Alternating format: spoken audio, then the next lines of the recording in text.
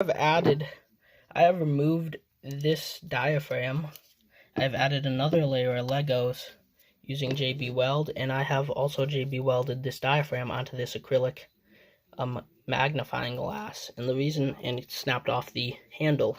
The reason I've done this is because I want to finish upgrading my microscope to use kohler illumination. So I started the other day by building a diaphragm.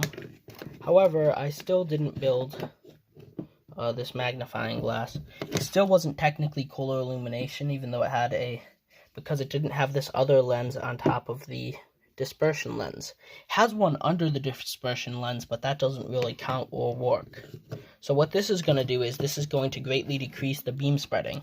Since it's acrylic, it does slightly depolarize the light, but it's not nearly as bad as any other ways of depolarizing light. And it will also decrease beam spreading in partially depolarized light, which makes the microscope lighting system significantly brighter, which will mean that I might be able to upgrade my dark field filters to be darker, which is an easy mod. See from this aspergillus, which I originally showed you guys at around 64x magnification, but now I am showing you it at 160x. The image does exhibit polarization qualities. However, the polarization is weaker because this does partially depolarize the light, although not fully like most other plastics.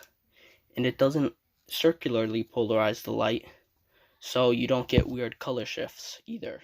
Aspergillus at 640x magnification, except instead of using a partially transparent sharpied in center dark field, I am using this non-transparent dark field filter, which blocks out all light, but it's slightly smaller in size.